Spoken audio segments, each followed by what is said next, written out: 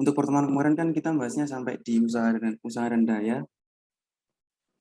Terus kemarin aku dapat info katanya dari kelas lain mungkin ada yang dapat tugas impuls momentum juga dari Bapak Ibu dosennya. Kalau gitu mungkin buat jaga-jaga juga ya kita bahas sekilas saja buat yang impuls momentum. Nanti kalau ada latihan-latihan soal juga bisa kita bahas sekilas-sekilas gitu. Takutnya nanti kalau tiba-tiba keluar di UTS kan juga ya malah bingung nanti. Kita bahas buat PPT dari Bapak Ibu dosennya aja nggak apa-apa. Nggak usah saya siapkan untuk PPT yang khusus buat impuls momentum karena emang sebenarnya nggak terlalu banyak sih. Paling kayak perubahan impuls, perubahan momentum, terus hukum kekekalan momentum gitu-gitu yang untuk dibahas.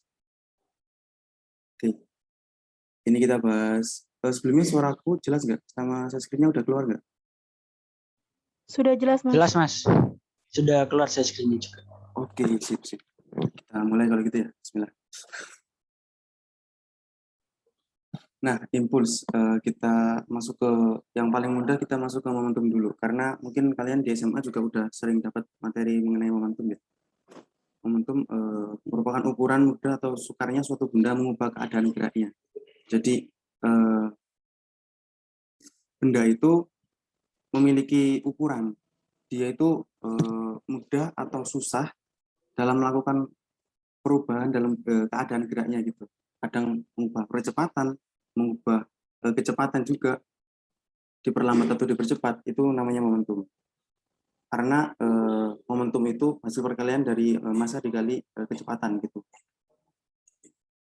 Mungkin kalau teori gini agak bingung ya, nanti kita masuk ke contoh soal aja. Nah ini perubahan momentum. Nah tadi kan ada impuls dan momentum. Impuls sendiri untuk momentum kan udah dibahas tadi sebelumnya, yaitu ukuran mudah atau sukarnya benda itu mengubah keadaan gerak. Nah kalau impuls itu perubahan dari momentum, itu di satuannya itu impuls gitu. Intinya kalau momentum itu terjadi perubahan, maka perubahannya itu yaitu momentum, yaitu impuls.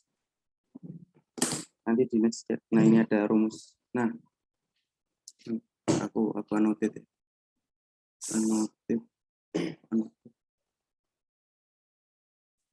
Sebelumnya nanti kalau kecepatan atau ada yang kurang jelas gitu, kalian langsung raise hand atau langsung unmute juga nggak apa-apa, interupsi gitu.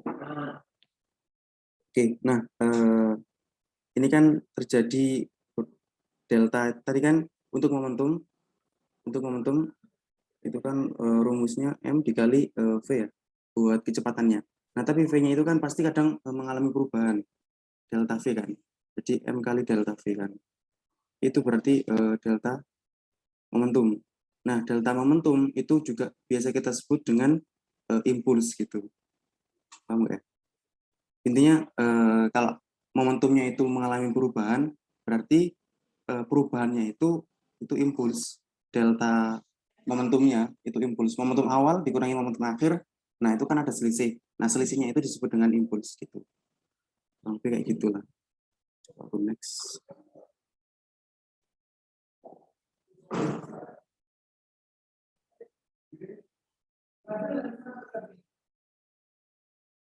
Nah ini grafiknya. Tapi kalau grafik-grafik ini biasanya nggak pernah keluar sih di UTS. Sebuah partikel bermassa M bergerak dengan kecepatan V memiliki momentum linear P. Nah kan momentum itu memang simbol dari momentum itu kan P. P itu harus didapatkan dari massa benda dikali dengan kecepatannya. Jadi kalau bendanya itu tidak bergerak, maka momentumnya juga nol. Tadi kan untuk definisi momentum itu sukar atau mudahnya benda itu mengalami pergerakan gitu, bergerak dipercepat atau diperlambat itu momentumnya. Perkalian antara kecepatan dengan masanya, perkalian antara kecepatan dengan masanya. Menurut hukum Newton 2, resultan gaya yang bekerja pada suatu berbanding lurus, ini hubungannya dengan hukum Newton 2. Nanti kalau ditanya untuk contoh-contoh hukum Newton 2 di PPT sebelumnya kan, di materi-materi sebelumnya kan juga ada materi mengenai hukum Newton, nanti juga bisa dihubungkan. Nah ini baru masuk ke kekekalan momentum ya. Karena momentum itu total sistem momentum itu bersifat konstan gitu. Momentum total sistem itu tetap atau konstan. Jadi kalau satu benda itu pasti ketika bertumbukan atau ketika ada relasi dengan benda-benda lain, itu pasti nanti ada perubahan momentum yang disebut dengan impuls tadi. Nah, tapi kalau total sistem keseluruhannya, dari keseluruhan sistem yang ada, entah itu bendanya ada 2, bendanya ada 3, dan entah bendanya ada berapapun, total dari sistem di situ pasti mengalami kekekalan gitu jumlahnya. Berarti nanti ada satu yang impulsnya positif, ada satu yang impulsnya negatif, karena kadang momentumnya itu berpindah ke momentum lainnya gitu, ke benda yang lainnya gitu. Next. Nah, ini hukum kekekalan momentum. Kalian kalau di SMA pasti sering materi kayak bola bertumbukan, ada lenting sempurna, lenting sebagian, dan lenting tidak sempurna. Nanti juga dibahas kok di akhir. Terus ini ada gas juga. Prinsip dihubungkan dengan prinsip gas itu untuk kekekalan momentum. Nah, ini kan sama. Momentum awal itu pasti sama dengan momentum akhir. Nah, tapi kalau pegas kan ada yang satu yang menarik, ada satu yang ditarik. Seperti yang aku bilang tadi, berarti ada satu yang positif, ada satu yang negatif gitu untuk pegas. Konsepnya itu sama. Kita next. Membahas tumbukan sentral.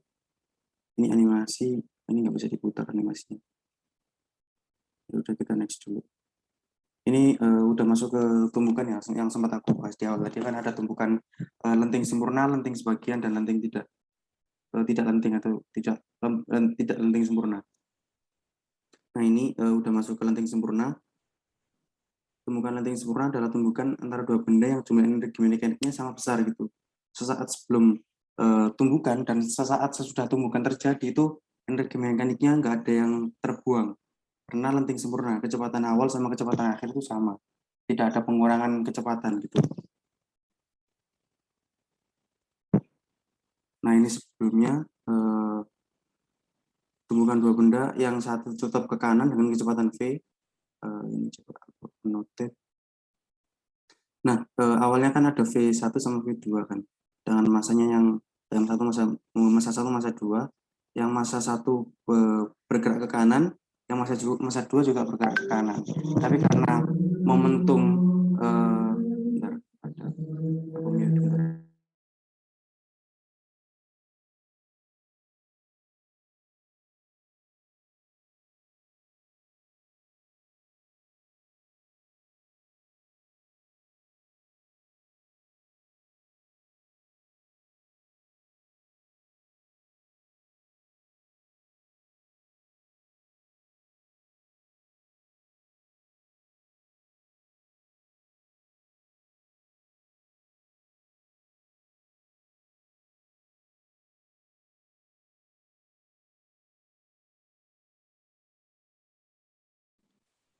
Oke, kita lanjut. Nah, ini kan yang masa 1 itu bergerak ke kanan, yang masa 2, benda kedua itu bergerak ke kanan. Tapi kan udah terlihat di sini kalau diibaratkan dengan masa jenisnya sama, berarti kan untuk benda 2 ini lebih berat ya pasti, karena lebih besar kan ukurannya. Mungkin kita asumsikan untuk yang benda 2 itu lebih berat, maka pasti untuk momentum benda 2 itu lebih besar dari momentum benda 1. Karena kan momentum itu dihasilkan dari masa kali kecepatannya tadi. Nah, kalau momentum kedua ini lebih besar, berarti kan kalau terjadi penumbukan ke benda yang momentumnya lebih kecil, itu berarti momentum yang lebih besar itu akan cenderung tetap gitu arahnya. Karena memang kan tadi kan definisi momentum itu kesukaran atau kemudahan benda itu mengalami perubahan. Entah itu kecepatan, dipercepat, diperlambat, dan sebagainya. Atau berlawanan arah juga. Itu definisi momentum kan tadi gitu. Nah, karena di sini momentum yang kedua itu lebih besar, maka pasti ketika benda satu itu menumbuk benda kedua akan cenderung lebih tetap arahnya ke sana. Tapi yang benda satu karena momentumnya lebih kecil, maka akan sangat mudah, atau dari definisi tadi itu sangat mudah untuk terjadi perubahan kecepatannya gitu, entah searah ataupun malah berlawanan arah, berarti kan kecepatannya negatif gitu. Terus ini ada momentum awal. Nah, nanti kan P awal sama dengan P akhir kan. Buat momentum awal sama momentum akhir kan. Momentum awalnya ini berarti momentum akhirnya itu, nah ini momentum akhir. Itu nanti ini sama P awal sama P akhir. Terus tenaga kinetik awal total ini, energi kinetik setelah tumbukan ini. Kalau memang lanting sempurna berarti tidak ada energi kinetik yang terbuang, berarti tetap gitu. Oke, kita next. Nah, ini kan persamaan yang aku sempat tuliskan tadi sebelumnya. P awal itu sama dengan P akhir, terus rumusnya tinggal disamakan, ini yang P awal, terus yang kanan ini yang P akhir. Nanti, nah ini kan V1. Kalau, oh ya nanti kalau masanya bendanya itu sama, itu biasanya tinggal dimasukkan gini. Bentar. Oh enggak. Ini yang massa 1, V aksen 1 dipindah ke kiri, terus yang massa 2 V2, V awal 2 dipindah ke kanan, jadi kan jadinya akan min kan.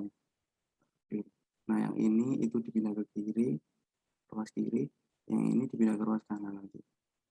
Jadinya kan M1 sama-sama M1, V1 dikurangi V1 aksen kan. Yang sisi kanan juga M2, V aksen 2 dikurangi sama M2-nya kan sama, tapi jadinya min V2. Nah, ini nanti jadinya rumusnya kayak gini. Itu sama-sama aja rumus ini sama rumus ini. Terus karena ini yang sempat aku jelaskan juga sebelumnya, kalau memang itu lenting sempurna, berarti kan energi kinetik awal sama energi kinetik akhir itu akan bersifat sama gitu, akan bersifat tetap. Rumusnya nanti kayak gini, energi kinetik kan yang pergerakan itu ya, energi kinetik. Kalau yang potensial itu kan yang ketinggian. Kalau energi kinetik yang setengah mv kuadrat itu kan. Tapi kan kalau setengah bisa dicoret sama-sama setengahnya, setengah semua kan bisa dicoret semua, tinggal mv kuadrat. Atau rumusnya juga bisa ditulis kayak gini, ini disamakan M1-nya, jadi yang M1 sini ditukar ke kanan, ditukar ke kiri, yang M2 ditukar ke kanan, sama aja konsepnya. Dari dua persamaan kotak merah, nah ini dari persamaan ini sama persamaan ini, itu didapatkan ini V1 plus V1 aksen sama dengan V2 plus V2 aksen, atau ini persamaannya juga sama. Nah, kurang lebih kayak gitu. Yang penting kalian konsepnya tahu sih, untuk impuls dan momentum itu suatu benda. Kalau sistem berarti momentumnya akan bersifat kekal. Tapi kalau dari sudut pandang satu benda aja, pasti itu ada mengalami perubahan gitu. Entah perubahan kecepatannya, atau mungkin kalau massa itu sangat jarang ya perubahan massa. Yang paling umum kan perubahan kecepatan. Nah, kalau ada perubahan kecepatan kan pasti momentumnya juga akan berubah. Perubahan momentum itu disebut dengan impuls gitu.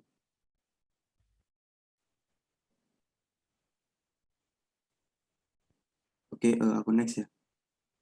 Nah, terus ada juga yang lenting sebagian, itu ada harga elastisitas. Yang tadi untuk lenting sempurna itu harga elastisitasnya sama dengan 1 ya, berarti sama-sama dikali 1 kan tidak berkurang gitu untuk kecepatan awal, kecepatan akhirnya. Dari kecepatan awal ke kecepatan akhir itu tidak mengalami pengurangan gitu.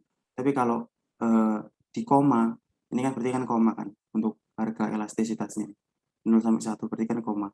Kalau kecepatan awal misal 5 gitu dikali 0,2 kan pasti berkurang, lebih kecil dari 5 kan pasti. Jadinya 2,5 kan. Nah, itu ciri khasnya untuk lenting sebagian itu harga elastisitasnya itu koma-koma nanti mulai dari 0 sampai 1. Tapi 0 sama 1-nya ini enggak termasuk ya. Karena ini enggak disebut dengan. Kalau 1 masuknya udah di lenting sempurna, kalau 0 itu masuknya udah yang tidak lenting sama sekali.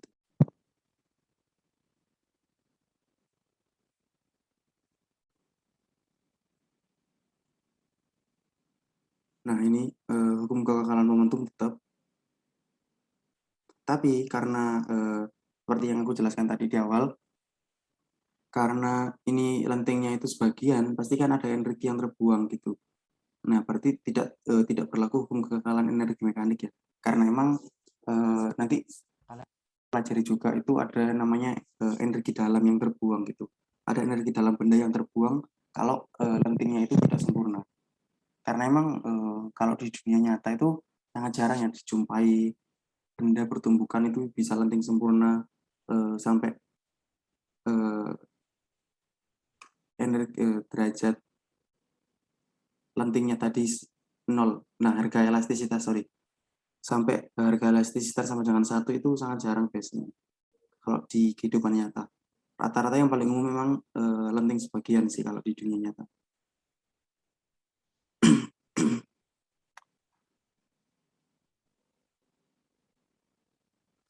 Nah, ini ada yang tidak lenting sama sekali. Berarti kalau ada benda itu pertumbukan, maka bendanya itu akan menyatu gitu. Karena nggak lenting. Tidak ada kekekalan momentum, tidak ada hukum energi mekaniknya itu terbuang semua gitu. Udah nggak ada energi kinetik yang tersisa. Itu kurang lebih kayak gitu. Coba aku next. Nah, ini.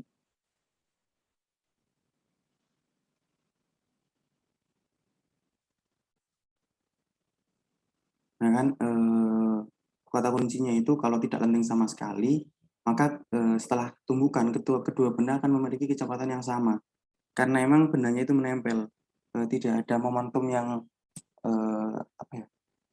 Dari definisi momentum awal tadi kan sukar sama mudahnya. Nah, ini sangat sukar untuk kembali gitu. Ini hukum kekekalan momentum. Iya, sama kayak tadi hukum kekekalan momentum yang sebelumnya kita bahas. Nah, ini untuk karena kecepatan awal, ini sebenarnya nggak ada aksen ya, karena kecepatan awal benda tadi, kalau ada 2 bola atau 2 mobil biasanya, kecepatan awal sama kecepatan awal benda 1 sama kecepatan benda 2 itu kan pasti beda kan awalnya. Terus setelah pertumbukan, kalau tumbukannya itu tidak landing sama sekali, maka kecepatan akhirnya itu akan sama, searah ke kiri atau searah ke kanan. Lihat momentum yang lebih besar yang mana biasanya. Nah, itu konsepnya kayak gini. Ini kalau tidak lenting sama sekali ya. Karena kan malah ini ada peluru biasanya, bandul balistik. Ini bandul ada apa ini? Ini ada bandul, ada balistik. Anggap aja peluru lah. Ada peluru yang menembak bandul gitu. Biasanya untuk mengukur kecepatannya peluru kadang. Nah, ini kan peluru ditembakkan dengan kecepatan V awal. Nah, kalau V awalnya benda ini yang kita misalkan V1 ya. Kalau V awalnya ini yang bandul itu kan 0 karena bendanya diam. Nah, nanti setelah ditembakkan karena tidak lenting sama sekali balistiknya itu malah masuk ke bandul, nanti akan ada kecepatan yang sama. Jadi bandul sama balistik itu akan memiliki kecepatan yang sama. Padahal tadi kan kecepatan awal dari bandul sama balistik itu beda kan. Yang balistik ada kecepatannya, yang bandul itu diam karena emang untuk mengukur kecepatan dari balistik biasanya kecepatan pistol, peluru yang ditembakkan pistol. Nah, nanti rumusnya kayak gini karena emang kecepatannya sama, jadi nggak usah dipisah, tinggal dijumlahkan masanya aja, masa bandul sama masa balistik. Terus energi sistem akan berubah menjadi energi potensial. Nah, ya, ini energi sistem tadi kan bentuknya energi mekanik ya, karena itu energi kinetik ya. Terus energi kinetiknya itu akan berubah menjadi energi potensial karena diukurnya kan dari ketinggian perubahan ketinggian bandul. Terus, nah ini kalau diputar ini kan ini sama ini dicoretkan. Tinggal V-nya itu V aksennya itu sama dengan setengah V aksen sama dengan GH. Terus duanya setengahnya itu pindah ke kanan jadi 2 GH. Nah, kuadratnya di sini nanti di akar dapat rumus ini. Untuk perubahan kalau di Bandul ya. Semua rumus ini itu konsepnya itu kalau di Bandul balistik ya. Kalau jangan sampai salah pakai rumus nanti. Karena ini memang penyesuaian dengan Bandul balistik. Belum tentu kan kalian dapat soalnya itu Bandul balistik. Nah, ini ada tumbukan lebih dari dalam 2 dimensi, itu berarti tumbukannya itu enggak satu linear itu, ke kanan ke kiri atau ke atas ke bawah itu enggak. Akan membentuk sudut. Biasanya itu yang paling umum memang di bola biliar biasanya. Ada bola ditumbuk dengan pola satunya. Nah, nanti akan membentuk sudut tumbukan kan. Bisa diukur juga nanti. Nah, ini ada contoh soal. Ada yang sempat disuruh ngerjain contoh soal ini enggak? Coba kita bahas aja kalau gitu ya. Ada yang mungkin udah kita bahas aja. Ini kan kurang lebih nah yang perlu di highlight sini kan bola biliar kecepatannya itu 30 meter per sekon menunggu bola biliar kedua. Berarti ini ada bola biliar pertama yang diam dan bermassa sama. Kalau bola biliar kan massanya sejenis semua ya. Setelah tumbukan bola gerak menyimpang 30 dari arah semula, berarti entah ke atas atau ke bawah, terserah kalian kalian cerminkan gitu, kalian balik itu terserah. Yang penting yang pola satu, yang pola awal tadi itu 30 derajat. Nah, disuruh cari kecepatan masing-masing. Terus tumbukan dianggap elastis seperti harga elastisitasnya 1 ya. Kalau elastis berarti kan lenting tadi, lenting sempurna. Coba pakai gambar ini aja, nggak perlu gambar ulang, pakai gambar di slide sebelumnya. Kecepatan awal itu 30 meter per sekon, terus ininya 30 derajat ya. Coba kita kerjain di sini aja. Nah, ini kan yang bola satu itu yang ini, sorry. Ini yang satu, ini yang kedua. Berarti kan ini untuk 30 derajat tadi ya. Nah, kalau ditumbuhkan 2 dimensi itu yang dihasilkan di sini pasti 90 derajat seingat saya. Yang seingat saya memang pasti 90 derajat yang dihasilkan setelah tumbukan. Itu berarti kalau di sana 30 derajat, di sini 60 derajat ya. Terus, nah ini kan untuk V0, V1 aja. V1-nya itu 30 tadi ya, 30 meter per sekon. Terus ini yang V2 ini 0 karena bendanya itu diam kan. Nah, di sini kita hitung untuk itunya. Jadi yang disuruh cari tahu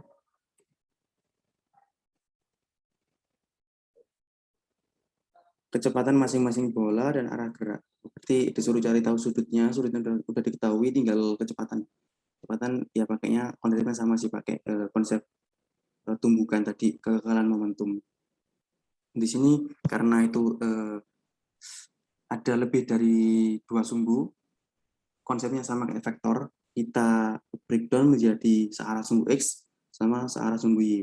Pertama mungkin kita tinjau dari searah sumbu X dulu, karena kan yang paling banyak di sini terlihatnya sumbu X ya, ini sumbu X, ini sumbu X. Terus nanti ini juga, kalau yang belok-belok ini kan bisa dua-duanya kan. Oke, misal kita tinjau dari sumbu X, berarti kan MV1 sama dengan, karena ini harusnya total semuanya aja guys. V2 ini kan 0 kan sebenarnya, untuk V2 kan 0, jadi sebenarnya nggak usah ditulis, nggak apa-apa.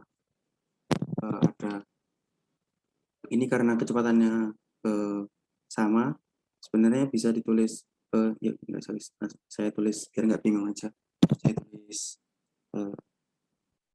lengkap, rumus lengkapnya cos 30 ya kan. Untuk yang M1 ini kan karena sudutnya di sini, kalau kita belokkan yang diapit berarti kan cos kan.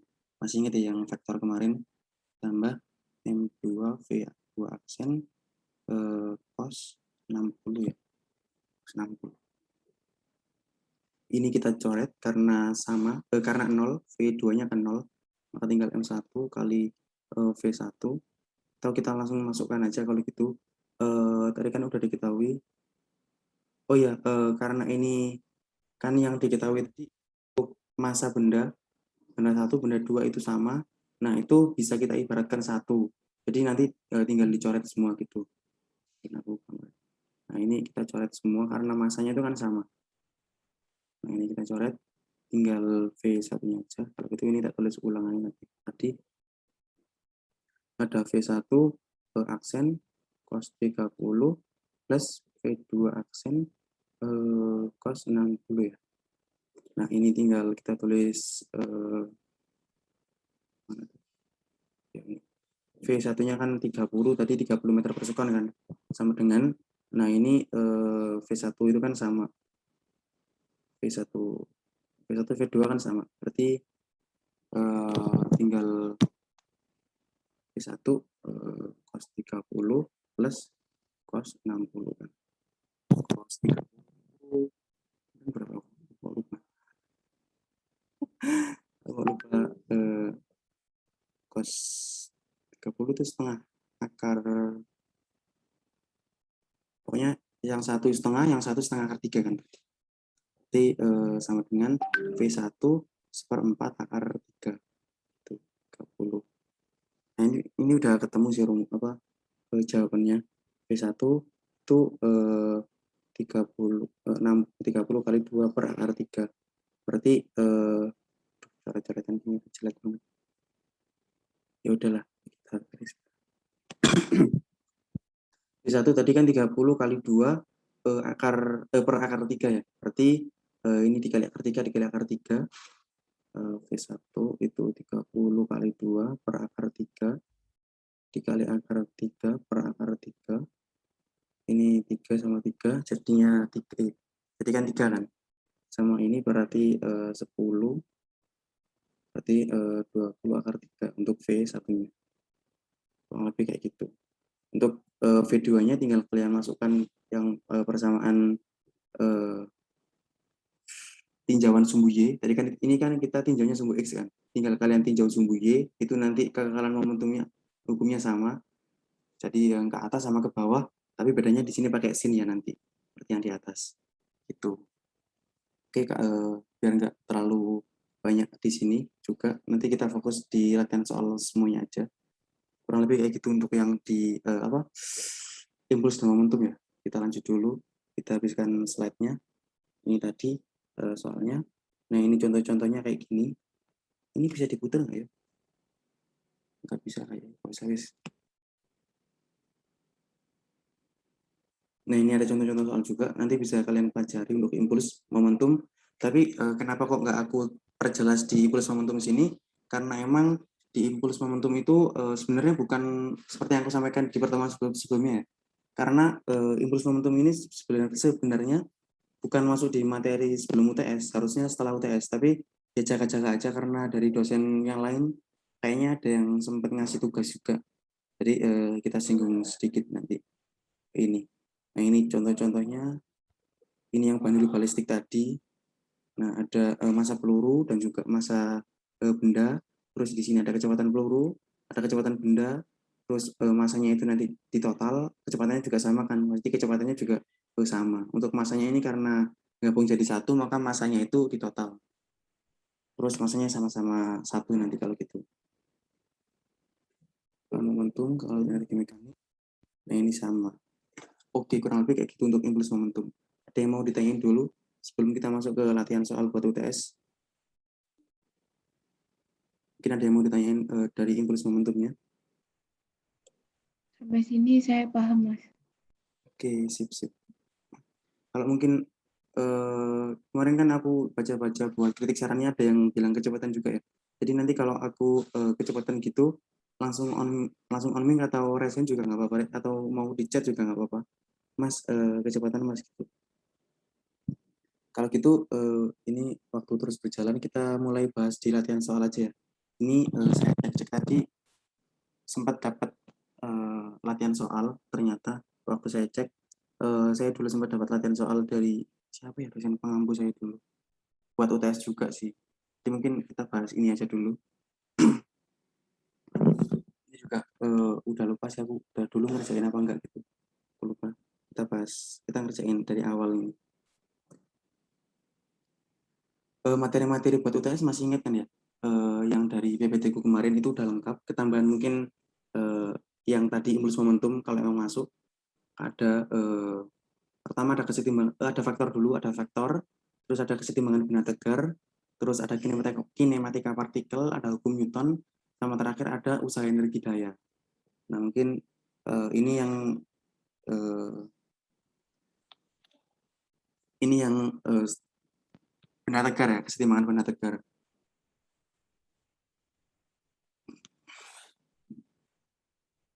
Nah di sini ada soalnya 2 buah beban, berarti ada beban 1 sama beban 2, 100 lb. Ini harus kita samakan dulu ke kilogram. Ntar aku passing lb ke kilogram.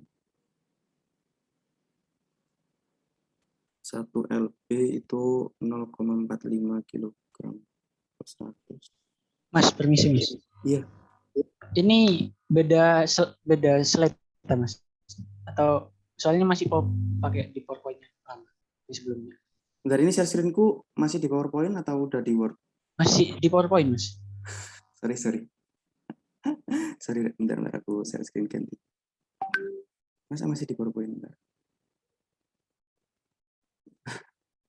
Ini kelihatannya apa? Udah kelihatan belum? Ya, bentar. Masih loading Mas. Iya, benar. Sorry. Oke. Nah, sudah kelihatan Mas. Di Word ya? Iya, di Word. Oke. Sorry kalau gitu. Aku mulai dari awal kalau gitu ya. Untuk ini ada contoh soal yang aku dapat dari Bapak Ibu dosen ketika aku semester 1 juga buat latihan soal UTS. Nah, ada yang materi tadi kan udah sempat aku bilang ada 5 materi kan. Ini yang materi kesetimbangan partikel. Kesetimbangan benda tegar. Soalnya ada 2 buah beban 1 sama beban 2, 100 lb. Nah, ini kan nanti juga kalian bakal dapat soal-soal yang kayak gini sih. Itu emang kadang nggak mungkin kalian, ya mungkin aja sih, tapi rata-rata nggak mungkin kalian tahu konversinya dari lb gitu atau dari pound. Itu kan kalian nggak tahu kan. Biasanya juga kalau dari aku sih ya browsing sih buat masa-masanya gitu. Buat apa? Konversi masanya gitu, konversi satuan, dari konversi satuan. Atau yang paling sering itu, yang paling aneh itu kadang di volume, atau kalau enggak di yang satuan-satuan besaran turunan itu kadang memang kayak dari joule ke horsepower itu kan. Aku juga nggak hafal sih kadang. Itu juga kalau mungkin sebelum-sebelumnya itu bisa kalian siapin, coba cek-cek gitu ya. Satuan-satuan yang sering-sering kepake itu apa aja, terus satuan-satuan yang tidak internasional, yang sejenisnya tapi yang tidak internasional itu kadang bisa buat pengecoh juga. Itu nanti kalian cek-cek konversinya itu. Atau kalau enggak ya, kalau emang waktu UTS bisa sempet browsing, bukan browsing sih, kadang di kalkulator kan juga ada kan. Oh iya, kalau kadang kalian jumpa sin konstan yang aneh gitu, kadang sin 5 atau sin 7 gitu kan, ya bakal susah kan buat ngitungnya. Itu kadang dari Bapak Ibu dosen ada yang memang membolehkan pakai kalkulator gitu. Ini aku browsing buat 100, berapa tulis dulu ya, 100 lb itu 45,4 kilogram. Oke, ini acuan kita nanti. Digantung menggunakan kawat yang ditumbuh dengan 2 katrol membentuk suatu sistemnya kayak gini. Untuk menyeimbangkan sistem tersebut diletakkan suatu beban. Nah, ini ada beban. Nah, kata kuncinya kan ini, menyeimbangkan. Berarti bendanya itu udah diam, bendanya itu udah setimbang gitu. Nggak ada naik turun, nggak ada perubahan berat juga di situ. Hitung berapa besar beban penyeimbang. Nah, ini tinggal kita hitung ini ya. Coba kita hitung. Nah, ini sebenarnya ada, lu hapus kan? Ada erasnya.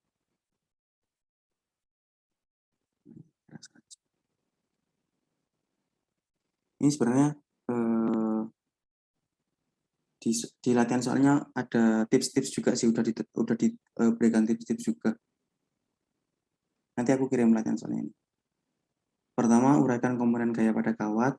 Itu kemarin kita kan diuraikan searah sumbu X sama searah sumbu Y. Terus hitung resultan gaya. Nah, ini yang arah vertikal sama dengan, oh iya, ini arah vertikal itu sama dengan, nanti kita bahas kenapa kok bisa sama dengan 0. Kita klik, kita hapus dulu. Nah, kita kerjaan di sini aja, di kiri dulu. Ini kan berarti, oh ini udah ada gambarnya, oh perlu kita gambar lagi. Nah, kurang lebih kan kayak gini. Ini misal yang ke kiri kita anggap T1, itu misal yang ke kanan itu kita anggap T2. Berarti kalau kita breakdown ke sumbu X sama sumbu Y, kita ke sumbu X dulu, kita buktikan vertikal itu sama dengan 0. Ini kan ada T1, nah ini karena tidak ada sudut, tapi diketahui buat panjangnya ini ada panjang 6, panjang 4, berarti kan yang di sini itu yang sampai sini itu 3 ya. Terus yang horizontal ini pakai Pythagoras, horizontal. Yang melintang ini, yang miring, itu kan pakai Pythagoras jadinya ketemu 5 kan. 4, 3, 5. Nah, kalau di sini yang diapit, kalau kita pakainya sudutnya diapit, berarti kan cos kan ya. Cos itu sami kan, samping per miring kan.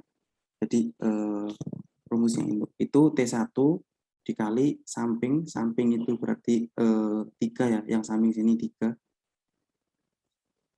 per miringnya 5. Nah, 3/5 T1. Nggak pakai kos-kosan gitu ya di sini. Pakai yang, ya sebenarnya pakai kos juga sih, tapi nggak perlu kalian hitung itu kan. Kalau enaknya kalau gini kalian nggak perlu hitung kos 5, kos 10, kadang kalau sudut-sudutnya nggak ngotak itu kan, kadang sudut-sudut aneh yang keluar. Yang ke kiri berarti sini ada T1, 3/5 T1, yang ke kanan juga karena ini sama sudutnya, berarti 3/5 T2.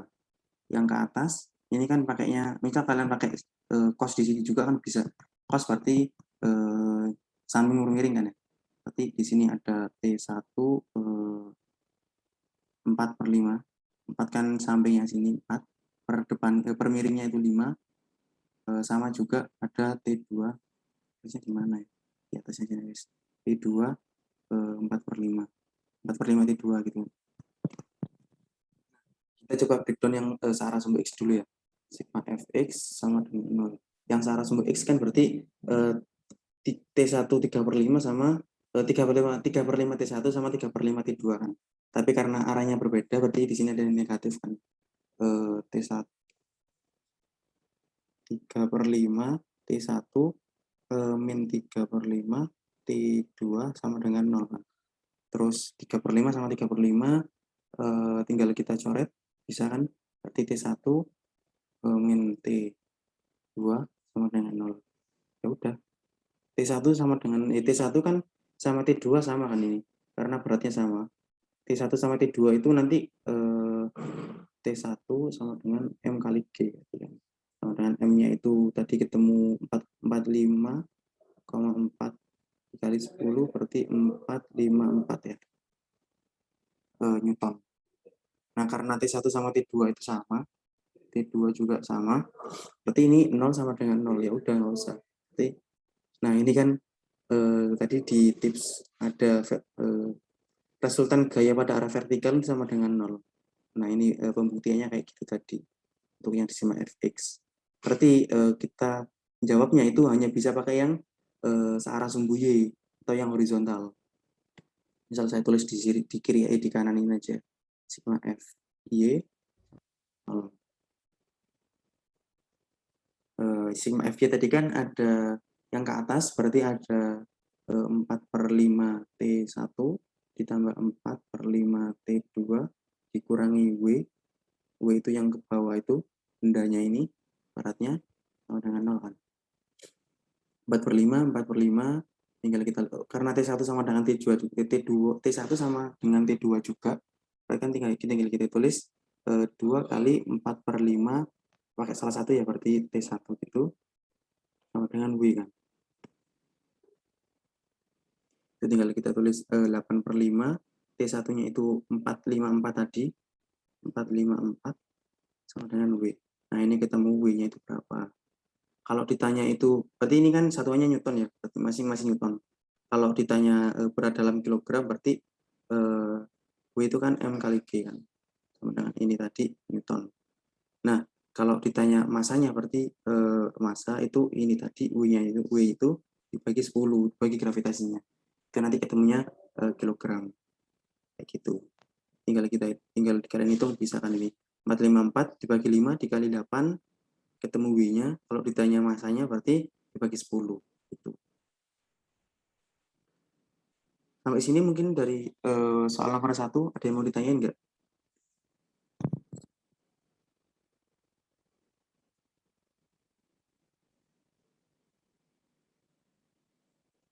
Saya belum, Mas. Oke, udah paham lah ya. Berarti. Nah, masuk ke nomor 2. Masuk ke nomor 2 di sini paparkan tentang hukum Newton 2 dan hukum Newton 3. Berilah contoh aplikasi pada dan dari hukum Newton tersebut. Biasanya itu nah ini dari contoh aplikasinya itu yang disarankan emang yang berhubungan pada dunia industri ya nanti. Yang relevan pada dunia industri gitu. Tips mengerjakannya itu kalian paparkan dulu hukum Newtonnya, teorinya, metodenya, hipotesisnya. Itu kalian browsing bisa, atau kalian cek di PPTQ yang sebelumnya kan juga ada itu buat hukum-hukumnya, buat teori-teorinya, ada rumusnya juga. Kalau hukum Newton 1 masih ingat ya, hukum Newton 1 itu sigma F sama dengan 0. Kalau hukum Newton 1 itu sigma F sama dengan 0. Berarti benda itu cenderung diam. Kalau hukum Newton 2 itu F sama dengan M kali A. Kalau hukum Newton 3 itu aksi reaksi ya. Nah, aksi sama dengan min reaksi. Berarti ada F aksi sama dengan min F reaksi. Nah, gitulah. Nah, gitu. Kalau kita mendorong benda, pasti benda itu akan memberikan gaya reaksi yang sama juga seperti sebesar gaya yang telah kita berikan. Itu untuk gaya aksi reaksi. Untuk aplikasi-aplikasinya pada dunia industri yang relevan, kemarin kan udah sempat aku singgung juga. Itu nanti kalian browsing juga pasti akan lebih banyak. Aku juga nggak terlalu hafal banyak buat contoh-contohnya. Itu kalian browsing nanti pasti banyak. Kalian siapin aja. Itu kemungkinan besar memang keluar di UTS sih, kayak 1 nomor buat teori gitu. Teori yang dikeluarkan biasanya emang yang materi hukum Newton biasanya. Karena kalau hukum Newton ya rata-rata teori sih, nggak masuk ke perhitungan. Gitu. Oke, kalau hukum Newton kayak gitu ya. Nanti mungkin kalau kalian kebingungan buat cari contohnya, bisa aku bantuin cari contohnya. Kalian browsing-browsing, nanti kalau nggak ketemu nanti aku kirimin di grup ya. Kalau gitu. Kita lanjut ke nomor 3 aja kalau gitu. Nah, di sini ada nomor 3, sebuah mobil bergerak sepanjang garis lurus dengan kecepatan konstan 60 km per jam selama 16 menit. Berarti ada kecepatan awal 60 km per jam selama 16 menit. Nah, ini ada satuan-satuan yang belum internasional. Kilometer per jam ini nanti harus kita ganti ke meter per sekon. Terus menit itu berarti kita harus ganti ke sekon ya nanti. Terus mobil direm selama 20 detik. Kelajuannya menjadi 25 km per jam, ini juga nanti jadi meter per sekon. Berarti nanti ada GLB, yang ini kan awal tadi GLB, terus ini ada GLBB, karena ada pengurangan kecepatan, ada A negatif, percepatan negatif. Terus selanjutnya mobil meneruskan perjalanan dengan kecepatan konstan selama 10 menit. Berarti nanti ada GLB lagi. Setelah direm, mobilnya itu akan melanjutkan perjalanan lagi selama 10 menit dengan kecepatan akhir setelah direm itu. Yang dicari tahu, yang disuruh cari ini perpindahan total, berarti S dari 1 ditambah S2.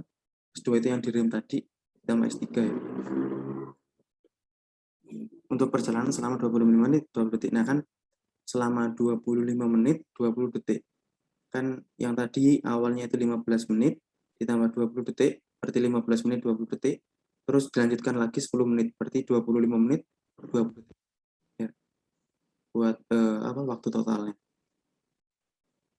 Terus yang disuruh cari tahu juga kelajuan rata-rata. Berarti kecepatan awal, kecepatan A V1 atau V1 aja. V1 tambah V2 tambah V3 bagi 3. Ini buat kelajuan rata-rata nanti. Kita bahas di yang A dulu. Ini ada tipsnya, ingat satuan dalam perhitungan belum sesuai. Nah, ini seperti yang aku tekankan tadi juga harus kalian sesuaikan buat satuan-satuannya. Jangan sampai terkecoh. Apalagi kalau satuan-satuannya kayak tadi LB itu kan jarang banget muncul ya. Buat konversinya itu emang kadang agak susah gitu. Oke, kita kerjakan dulu kalau gitu untuk yang ini.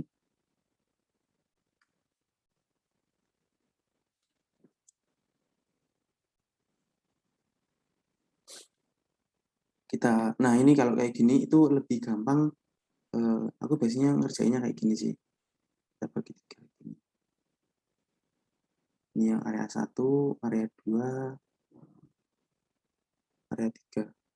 Ini udah tahu kan ya kenapa kok bisa dibagi area 3? 3 area. Karena kan yang pertama tadi ada GLB, yang kedua ada GLBB, yang ketiga ada GLB lagi. Nanti mungkin kalian juga akan menjumpai soal-soal yang berbeda ya. Tapi kurang lebih kalau emang soal kinematika partikel, GLB, GLBB itu yang keluar ya soal-soal kayak gini sih. Dipercepat, diperlambat gitu.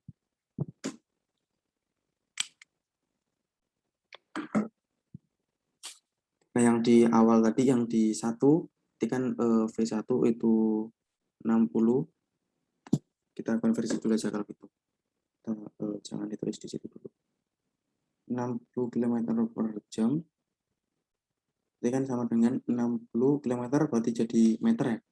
60.000 dibagi 1 jam itu 3.600 kan. Iya, 3.600 sekon.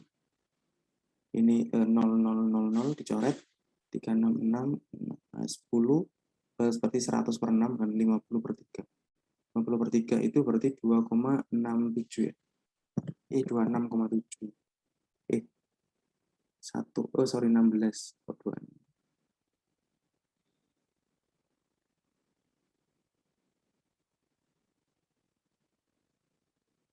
20 yang 11,7 meter per sekon. Jadi V1-nya di sini 16,7 meter per sekon. Terus untuk V2 di sini ada V2 kan. V2 itu ada jangan V2. Kita pakainya di sini aja V3 aja langsung. Karena kan V2 itu cuma ada pengurangan kan ya di situ. V3 itu 25 ya. Awalnya 60 jadi 25. Berarti ada 25 km per jam itu sama dengan 25.000 dibagi 3.600. Coret. Nah, ini agak susah. Aku buka kalkulator aja. 250 dibagi 36. Ini ada 6,94. 6,94 meter per sekon. Nah, ini ada percepatan negatifnya di sini. Cari tahu nanti. Terus apa lagi ya yang diceritakan? Oh ya, waktunya dulu. Waktunya belum kita ketahui juga. Waktunya belum kita tuliskan juga. Untuk T di sini itu T1. Untuk T1 berarti ini ada 15 menit ya. Berarti 15 menit kita kali dulu aja. 15 kali 60 berarti 60 tambah 30 90 900 ya. 900 sekon. 900 sekon. Nah, terus T2 di sini ada 20 sekon, T3 berapa menit? 10 menit kali 6 berarti 60. 600. Terus tadi kok oh iya benar 15. 600 sekon. Ini kalau tinggal kita hitung perpindahan totalnya dulu, berarti S sama dengan V1 kali T1. Ini tinggal kita kali, ntar aku kalkulator aja biar cepat. 16,7 dikali 9. Jadi ada 15030. Nah, terus S2, ini S1 berarti ya. S2-nya fungsinya masih ingat nggak? Yang aku bukain PPT-nya aja buat rumus. Aku cariin PPT-nya aja kalau bisa. Waduh, coretan. Kalian cari di PPT itu udah lengkap rumus-rumusnya sih. Web.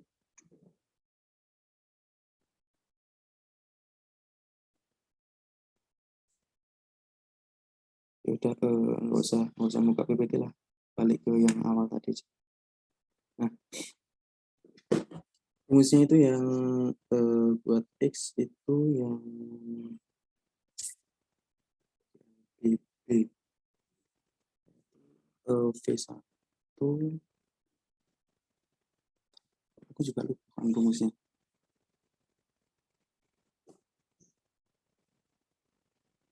LBB.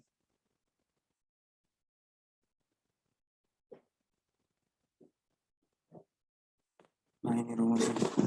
Nah S itu V0 T atau kecepatan awal ya, berarti ini kecepatan awal dikali waktu yang sebelumnya tadi. Oh iya, ini sebenarnya nggak usah dihitung sih yang ini, soalnya ini jarak dari awal berarti kalau gitu. Tinggal kita hitung setengah artinya aja kalau gitu. Iya, setengah arti kuadrat. Tapi percepatannya kan belum diketahui. Berarti pakainya yang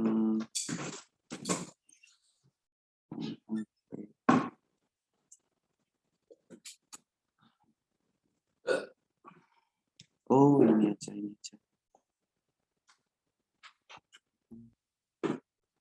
Oh iya, karena itu agar rumusnya yang ini sih, berarti S2 itu pakainya yang V2 plus V1 per 2 dihitung rata-ratanya dikali T2.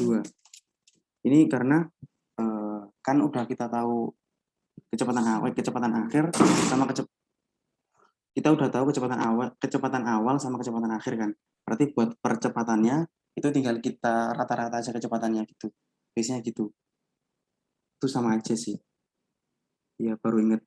Soalnya kalau kalian cari tahu percepatannya itu juga nanti ketemunya bakal sama sih. Coba kita hitung ya. Buat V2 kan 6,94 ditambah V1-nya itu 15.030 dibagi 2 dikali T2-nya itu 20 sekon.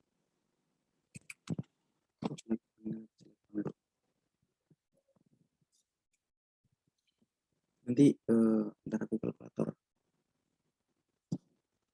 6,94 ditambah 15.030 ya 15.030 sorry kok 15.030 V-nya itu bentar aku hapus.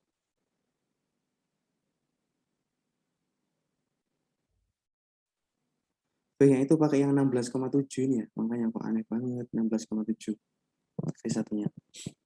Berarti 6,94 ditambah 16,7 dibagi 2 11,82, angkanya jelek banget ya, soalnya tadi emang kan kita konversi dulu gitu, dikali per 2 kali 20, berarti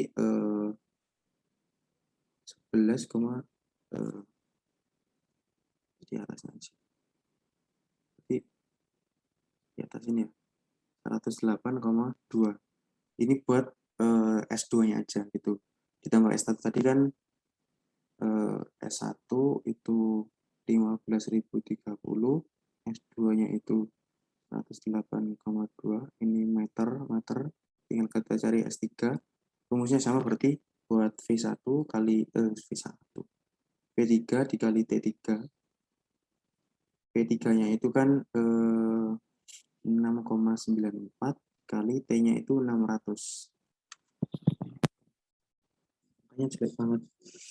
6,94 dikali 600. 4164. Nah, ini meter. Nah, ini nanti kita ketemu buat itunya. Jarak total ya.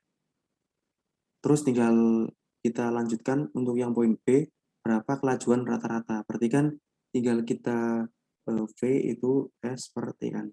S total per T total. S totalnya ini 4, kalian belum jumlah. Kita jumlah dulu ya. 4164 ditambah 15.030 ditambah 108,2. Jelek banget. Angkanya jelek banget. 19.312 per 2 per T totalnya kan berapa tadi? 900 tambah 600, 1.500 ditambah 20 berarti 1.500 bagi 1.520. 12,7. Nah, kita hapus saja yang sebelah kiri. Ini kan cuma konversi tadi ya. Tapi kalau aku jelasin gini, kalian bingung nggak? Atau apa? Kalian paham nggak atau bingung? Yang A itu S total.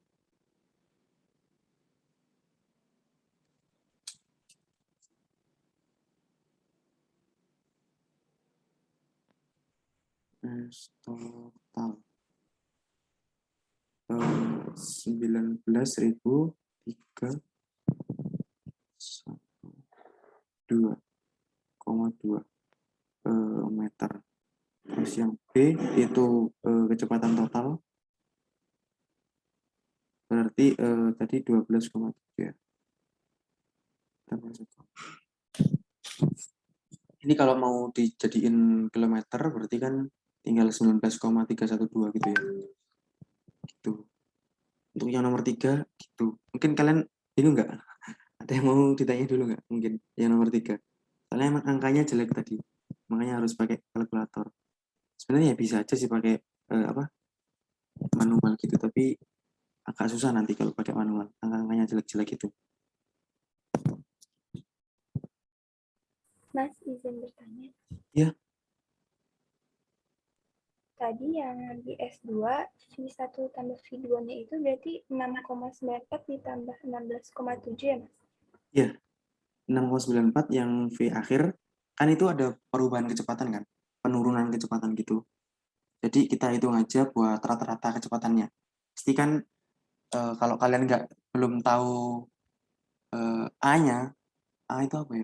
Percepatan, kalian belum tahu percepatan, tinggal kalian cari tahu buat rata-ratanya aja. Biasanya gitu, rata-rata dari kecepatannya itu, dikali waktu. Ini kan sebenarnya rumusnya yang tadi, aku tulis S2 itu kan V2 kali E ditambah V1 per 2. Ini kan rata-rata kecepatan kan sebenarnya, dikali T. Sebenarnya itu konsepnya T2 ya, T2. Sebenarnya konsepnya sama aja kayak yang S1 tadi. Yang S1 kan V1 dikali T1 kan. Nah, itu tinggal sebenarnya konsepnya sama. Ini tinggal kalian cari tahu kecepatan rata-rata aja dari penurunannya itu. Kalau emang nggak dikasih tahu buat A-nya. Tapi kalau dikasih tahu buat A-nya, berarti kalian bisa pakai yang di rumus PPT ini. Ini kan ada yang setengah AT kuadrat itu. Kalau emang mau cari A itu kan perubahan dibagi waktu ya. sebenarnya bisa aja sih. A-nya itu kan delta V per T. Berarti delta V-nya itu tadi berapa? 900 sampai. Nah, itu nanti juga agak sebenarnya akan balik-balik aja sih itu nanti. Delta V-nya itu kan juga yang V2 dikurangi V1 itu dikali T, dibagi T, T-nya itu 20. Buat A-nya itu. Terus kalian kali dengan T, T lagi di sini sama ini kan rumusnya setengah A T kuadrat kan. Akan kalian kali T juga di sini. Akan balik-balik juga. Nah, ini kan konsepnya sama aja. Delta kecepatan dikali dengan T. Ya kan? Soalnya T-nya sini, T yang bawah sama T atas kuadrat itu dicoret. Tinggal T yang atas saja satu. Berarti kan konsepnya sama aja kayak delta kecepatan, rata-rata kecepatan dikali dengan waktunya gitu. Mana word tadi? Penuh langsung dihapus juga. Nah, itu kurang lebih kayak gitu buat rumusnya. Itu sebenarnya rumus cepatnya sih, rumus ngakali rumus lah kan. Istilahnya buat kalau daripada kalian cari tahu percepatannya dulu, kalau kalian udah tahu kecepatan awal sama kecepatan akhir, berarti kan sebenarnya nggak usah kalian cari tahu percepatannya kan, tinggal dicari tahu kecepatan rata-rata gitu aja. Tuh. Bingung nggak? Atau udah jelas? Udah menjawab? Atau masih dibingungin? Terima kasih. Berarti untuk S2-nya itu 236,4 bukan, Mas? Kalau saya tulis satu. S2-nya itu, bentar, tadi aku hitung gimana ya? Kan 6,94 ya. 6,94 ditambah 16,7 dibagi 2 dikali 20. Iya. 236,4 ya. Kamu hitung berapa? Iya, Mas. Iya kalau gitu, sorry. Ini, oh iya yang tadi belum sempat ke jumlah ya. Sorry. Makasih buat pengingatnya. Berarti ini 236,4. Gila, angkanya jelek banget soalnya. Oke, ada yang mau ditanyain lagi? Makasih buat Mariam tadi buat pengingatnya. Makasih juga, Mas. Iya. Ada yang mau ditanyain lagi?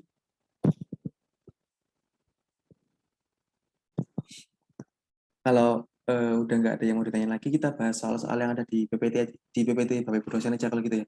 Atau dari kalian ada soal-soal yang mau dibahas nggak? Bisa dikirim ke aku mungkin. Kalau ada soal-soal yang mau dibahas, kita bahas bareng di sini. Soalnya emang di pertemuan pertama itu materinya kan udah kita habiskan semua. Tinggal kita latihan soal aja sekarang.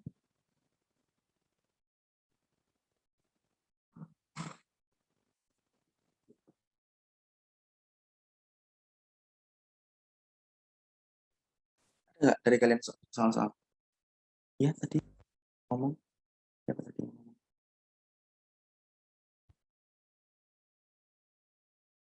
Kalau ada, kita bahas soal-soal yang ada itu aja kalau gitu ya. Di PPT Bapak Ibu dosen.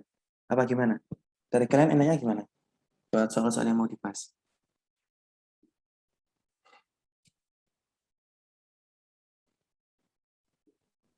Gitu aja nggak, Bang, Mas? Soal dari PPT.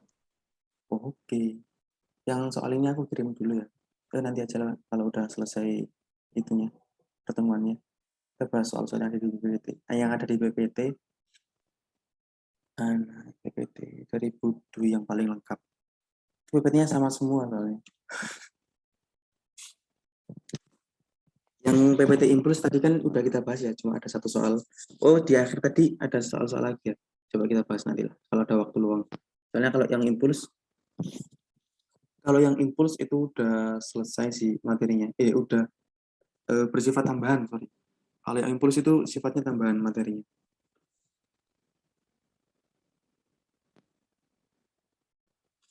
Ini buat macam-macam besaran. Udah nggak usah kita bahas kali yang ini. Kemarin kan udah kita bahas juga. Turun soal mana soal.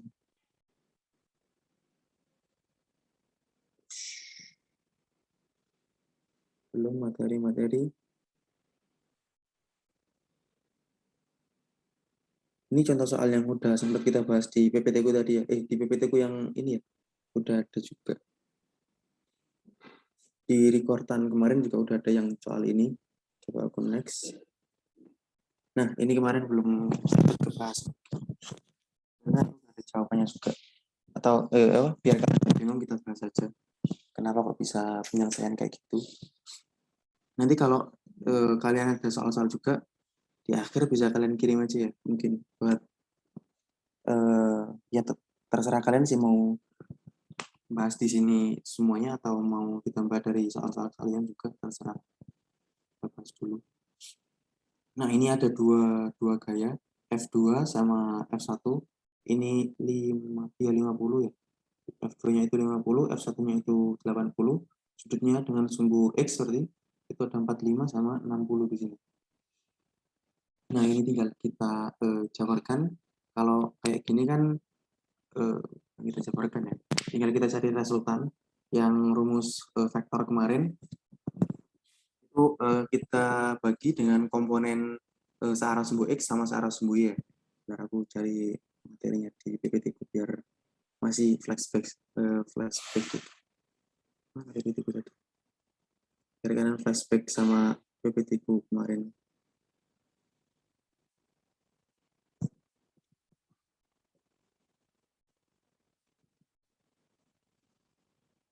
Di sini juga ada kok PPT baik dosennya. Melek. Bentar.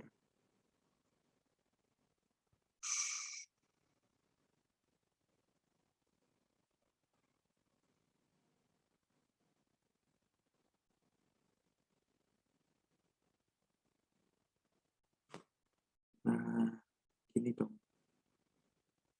Itu kan tadi vektor satuan ya yang dipecah menjadi vektor searah sumbu X, searah sumbu Y. Atau mungkin kalau emang 3 arah berarti kan sama searah sumbu Z juga yang pakai IJK itu. Nah, biar kalian flashback dengan materi yang pertemuan kemarin.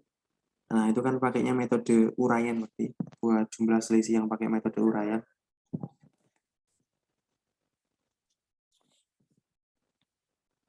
Itu tinggal kita jabarkan kalau ada vektor A di sini, berarti tinggal kita jabarkan AX sama AY. AX itu searah sumbu X berarti,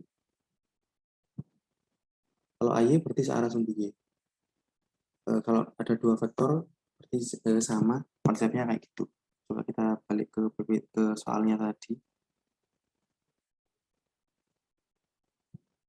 Nah, ini berarti kan untuk F1 itu ada F1 searah sumbu X, atau ini, nah ini juga.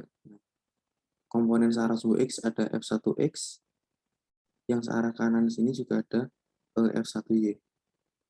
F2 juga sama, di sini ada F2X, kebalik, gimana? X-nya kebalik ya. Nah, bentar, sorry. Ini F1Y ya, ini F2Y, di sini ada F1X, terus yang di kiri juga ada F2X. Nah, tinggal kalian bagi komponen-komponennya. Untuk F1 itu kalian bisa menjadi komponen X sama Y kan tadi.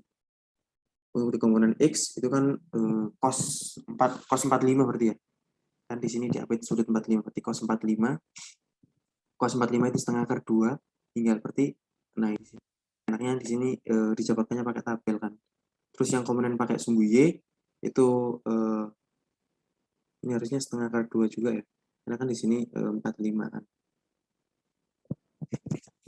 45 derajat. Berarti yang F1Y ini kan F1X. Terus di sini ada F1Y. Terus sebenarnya harusnya sama sih. Itu 80 kali setengah per 2. F1Y-nya. Ini setengahnya nggak ada. Entah kehapus atau gimana nggak tahu. Kita cek.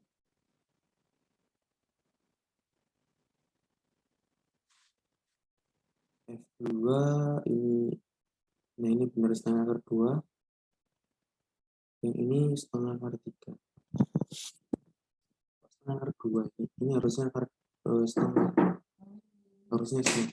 Bentar, ada tanda.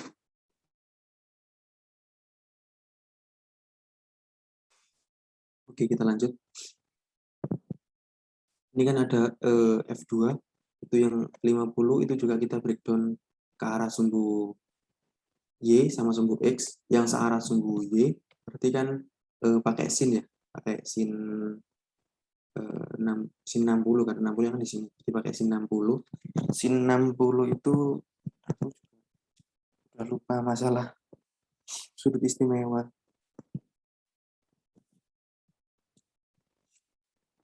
Sin 60 itu setengah akar 3, jadi di sini ya. Ya nanti, oh ya kalau gitu nanti setelah di sini nanti kita bahas ya. Salah. Bisa dikirimkan ke WA Sal buat latihan soalnya. Ini kayaknya yang PPT ini kayak ada beberapa tipe sih. Kayak ini kan sudutnya 60, sin 60 itu harus oh ini udah bener setengah akar 3 ya. Yang ini berarti pakainya cos searah sumbu X, yang F2X itu kan sin 60 ya. Sorry, cos 60. Cos 60 itu setengah. Nah, ini harusnya setengah aja ini. Oh, ini ketuk. Ini setengah aja, harusnya nggak ada akar 2-nya. Tapi yang di sini tadi malah setengahnya hilang. Tuh. Ini masih ada beberapa salah tulis kayaknya. Terus, nah di sini kok kenapa tiba-tiba jadi gini? Itu emang dihitungnya pakai kalkulator biasanya. Iya, biasanya dihitungnya pakai kalkulator. Biar mudah gitu. Emang kurang tahu juga sih itu boleh apa nggak pakai kalkulator. Kalau kalian buka di UTS, aku tuh sempat jelasin ya. Di UTS itu ada yang open book sama closed book gitu. Kalau open book berarti sama kalkulatornya juga sama sih, boleh sih. Tapi kalau closed book itu ya kalau kalkulator itu masih umum sih digunakan. Pakai yang angka-angka gini kan kalian jumlahnya juga agak susah kan. Biasanya itu langsung kalian kalkulator nggak apa-apa. 80 setengah akar 2 berarti kan 40 akar 2. Akar 2 itu kan akar 2 itu berarti 1 lebih ya, 1 koma ya. Jadi hasilnya akan lebih besar berarti nanti. Lebih besar dari 80. Ini di sini masih banyak tipe kayaknya. Salah tulis. Gitu. Coba aku clear ya.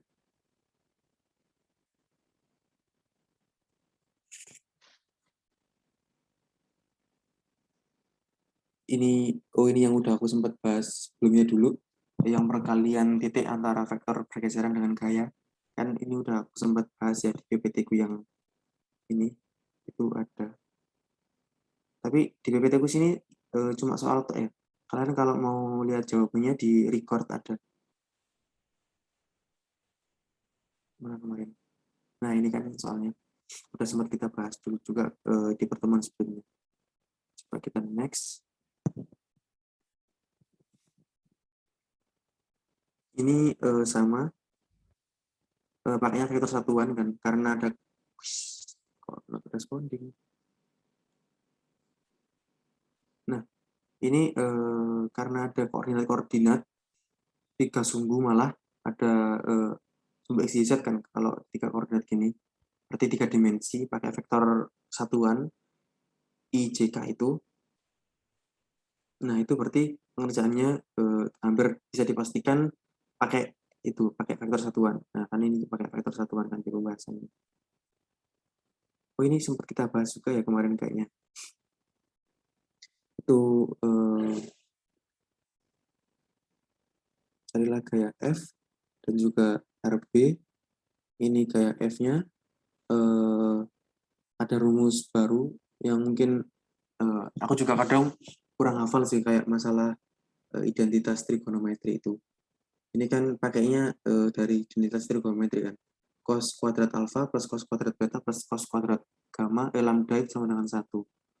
Itu identitas trigonometri. Mungkin bisa kalian browsing ya buat identitas trigonometri. Kadang aku juga kurang hafal gitu. Itu kayak tipsnya itu cocokologi gitu kadang. Cocok-cocokin ini yang kalau diketahuinya ini berarti kita pakainya yang mana gitu. Entah pakai yang kuadrat-kuadrat atau kadang ada penjumlahan pengurangan, kadang ada yang selisih, jumlah selisih.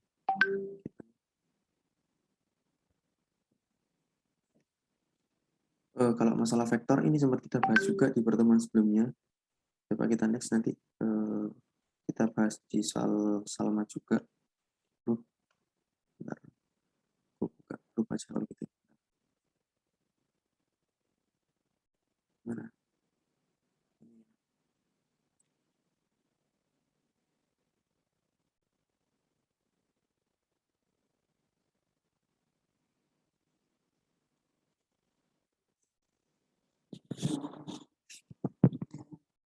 Tapi yang dari vektor tadi ada yang dibingungin nggak?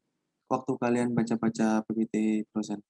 Itu kan sempat aku bahas juga di pertemuan sebelumnya kemarin.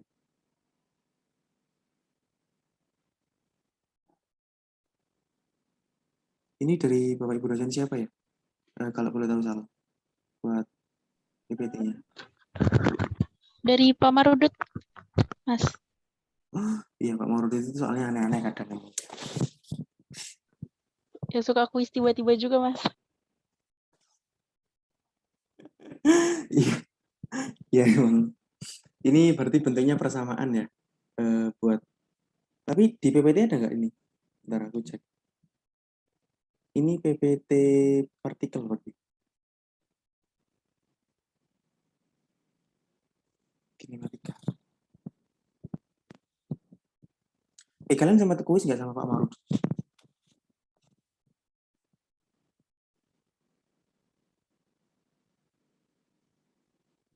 Gimana, Mas? Maaf. Kalian sempat kuis-kuis juga nggak sama Pak Marud? Iya, beberapa kali. Ya udah lah ya. Nah, oh ya ini sempat kita bahas apa belum ya? Udah nggak ada di soalnya. Oh ini. Kok nggak bisa di zoom? Nah ini. Yang kamu kirim berarti udah ini semua ya. Ini terus buah bomber. Oh ini ada. Terus oh ini ada. Ini berarti kinematika partikel. Konsepnya yang harus dipegang berarti bendanya itu sedang bergerak gitu. Sebuah partikel bergerak sepanjang sumbu X dengan persamaan X T. Sebelumnya ini PPT-nya kelihatan nggak? Apa masih kelihatan Word atau BA? Sudah PPT, Mas. Oke. Sudah kelihatan, Mas. Oke, sip. Ini persamaannya kan T kuadrat, T pangkat 3.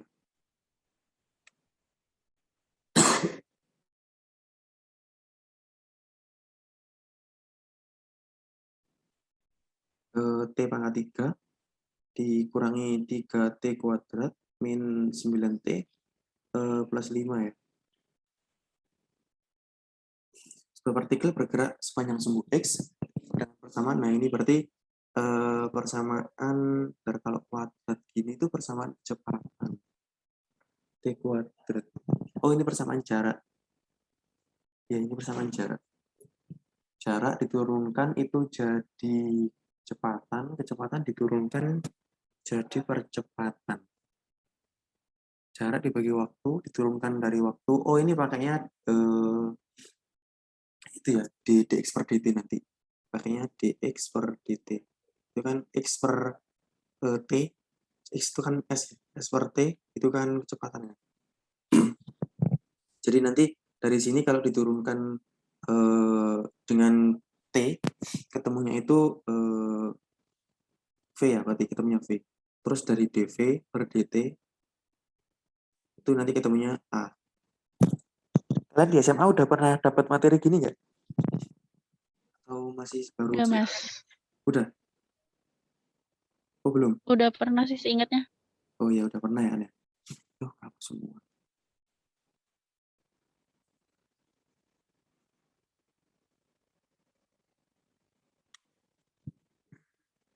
Ini soalnya juga agak aneh sih. Interval waktu mana partikel bergerak ke arah X positif dan X negatif. X positif berarti ke arah kanan, X negatif bergerak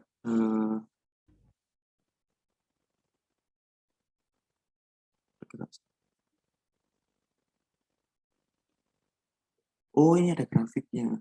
Gambar grafik XT, VT sama AT.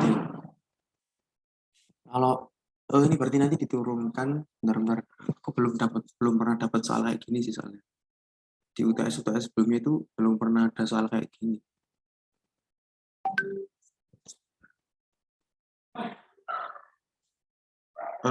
Bentar. Aku mau mikir dulu. Waktu kok partikel ke arah X positif sama X negatif. X positif ke arah kanan, X negatif ke arah kiri. Ini soalnya kalau diturunkan ketemunya juga bakal persamaan itu sih.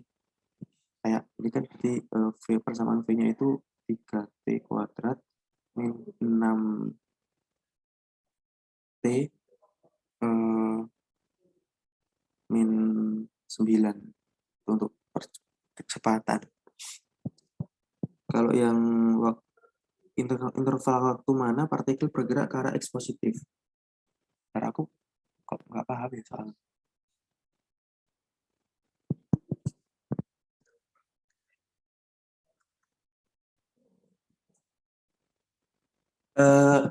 Aku belum pernah dapat soal kayak gini sih. Nanti coba aku itu ya baca-baca dari literatur dulu. Kemarin ada kalian ada buku-buku panduan, buku pedoman gitu nggak? Yang dikasih, biasanya pakai bahasa Inggris gitu. Dari Bapak Ibu dosen ada sempat ngasih nggak? Nggak ada sih Mas, tapi disuruh beli buku Skaun. Oh itu Pak Marudut. Iya Mas. Emang beliau itu kalau ngajar agak aneh kadang. Tapi ya, Emang Mas. ya memang. Tapi ya gimana lagi ya. Nanti coba aku cek-cek dulu ya. Soalnya soal-soal kayak gini tuh nggak lazim buat keluar di UTS sih soalnya. Aku dulu di Project Kumlot tahun lalu juga, jadi kan yang ngajar kakak tingkatku yang angkatan 19, angkatan 18 kan. Itu juga belum pernah disinggung materi-materi kayak gini sih. Nanti coba aku cek-cek dari buku pedoman dulu. Aku cariin buku pedoman yang dari panduan itu ya, panduan jurusan. Yang ini aku coba next dulu. Yang ini soalnya persamaan kayak gini tuh agak aneh kalau disuruh cari tahu interval waktu positif sama X negatif. Nanti kalau aku udah ketemu jawabannya aku kirim di grup aja kalau gitu. Nah kalau gini kan ini beliau dapat soal dari mana sih? Ya? Yang nomor 4 boleh Mas. Oh bahas nomor 4 dulu.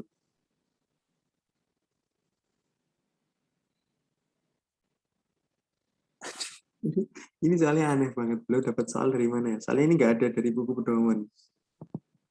Ini saya nggak ngerti Mas. Iya.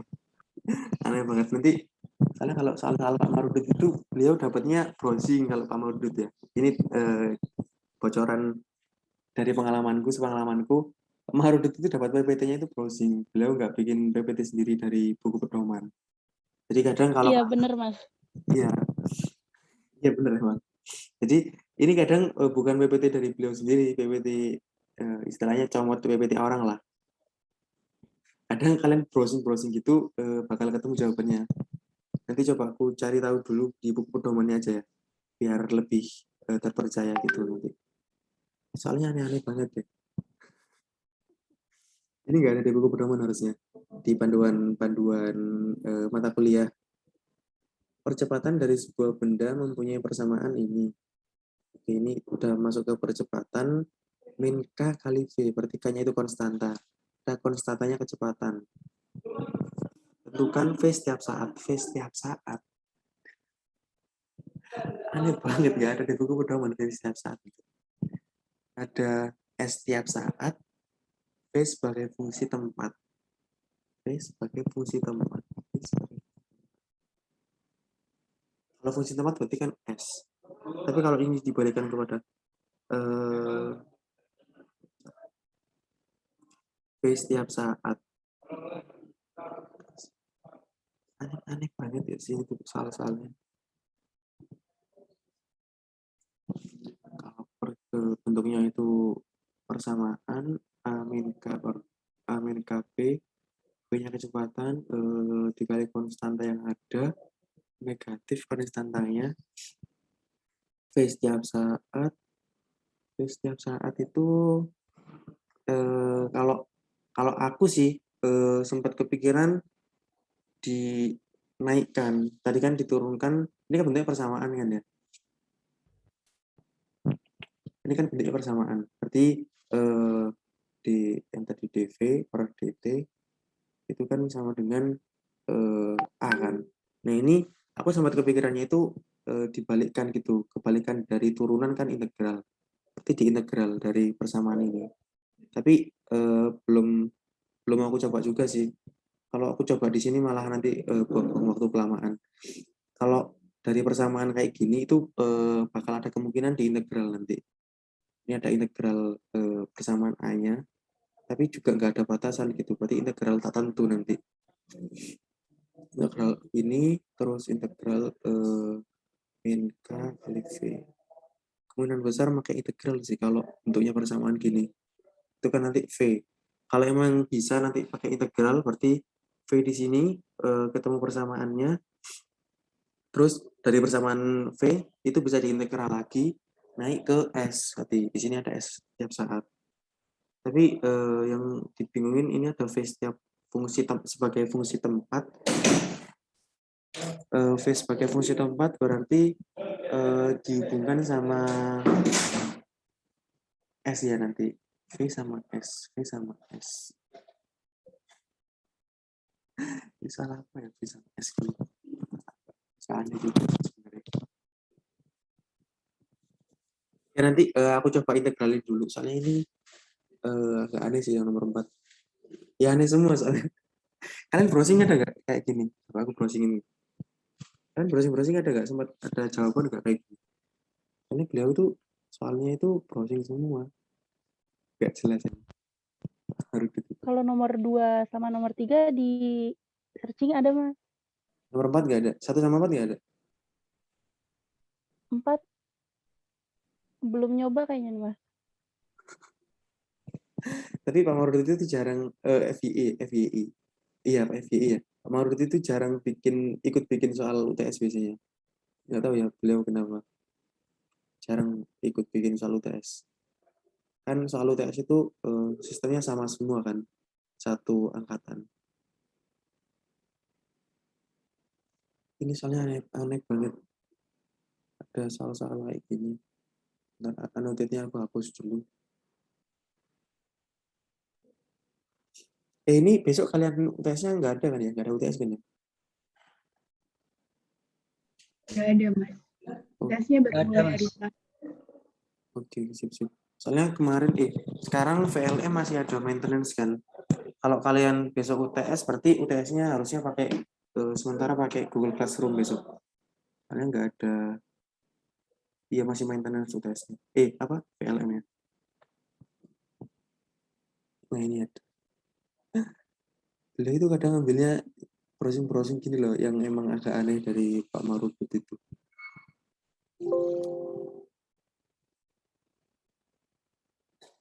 Nah, aku masih kepo face tiap saat sih.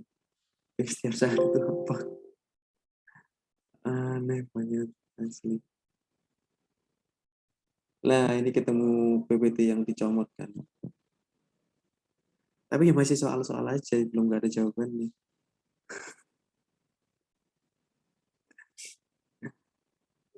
Tuh, browsing lagi.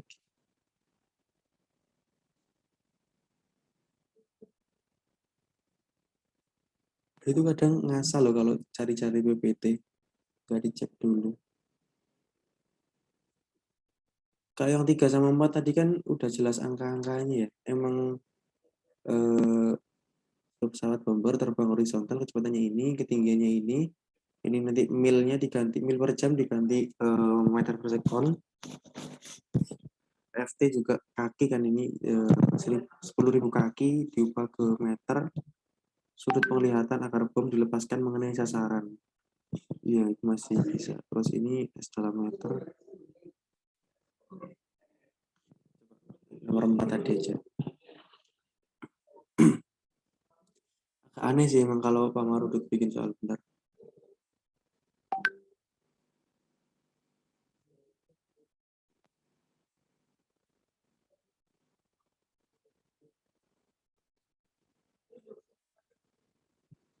Loh, kok nggak ada? Ada yang soal-soal lain nggak selain dari Pak Marudut? Soalnya Pak Marudut itu soal-soalnya emang agak aneh sih. Nah ini soal-soal semua nggak ada jawabannya.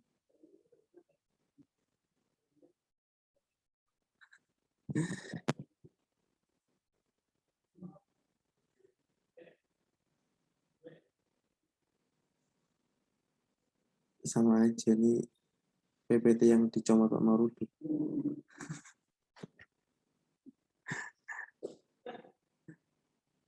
Aneh banget guys. Emang kalau udah ngadepin Pak Marudut itu. Beliau ya apa ya. Aku baru pertama kali ini juga dengar face setiap saat tuh apa.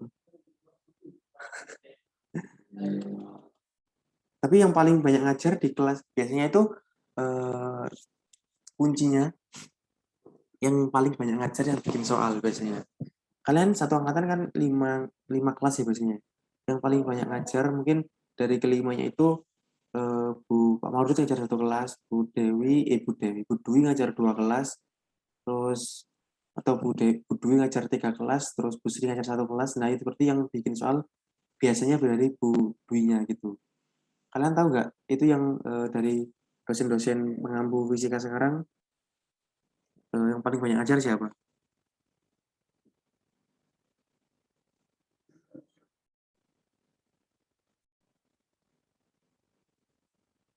Nggak tahu, Mas.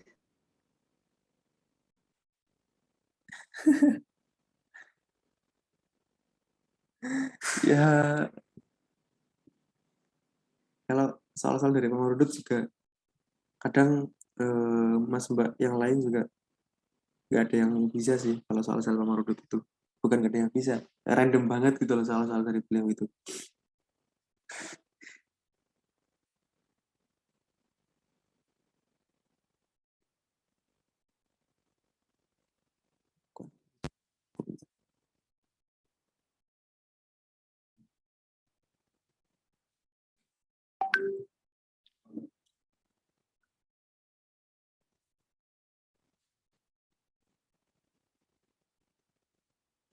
Aneh banget, aneh banget.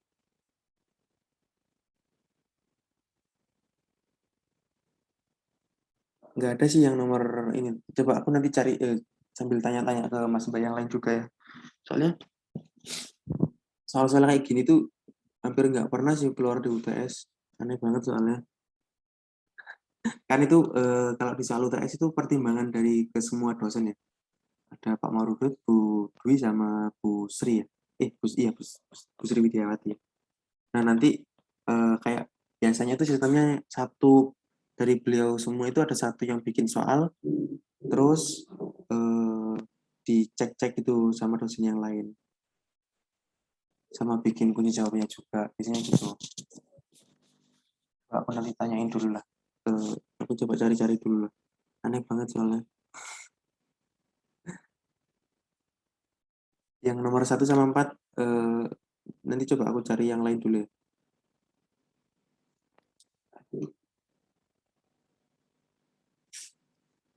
Ini yang nomor 5 apa ini?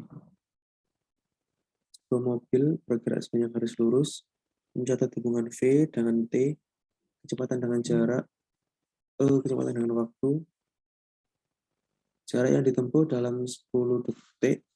10 detik itu, nah ini 10. 10 detik berarti, oh ya nanti ini kecepatannya konstan di 2. V-nya 2 dong. Masa mundur V-nya? Bentar. Pada saat mana mobil kembali ke tempat, oh iya bener ini mundur berarti. Kecepatannya mundur lah, aneh banget. Ini kecepatannya turun sampai 0, terus mobilnya malah mundur. Kembali ke tempat semula. Oh iya. Hitung percepatan sesaat pada T sama dengan 2 sekon. T sama dengan 2 sekon. T-nya di sini. Oh, 2 sekon di sini. Oh. Ini yang nomor 5 udah dikerjain belum?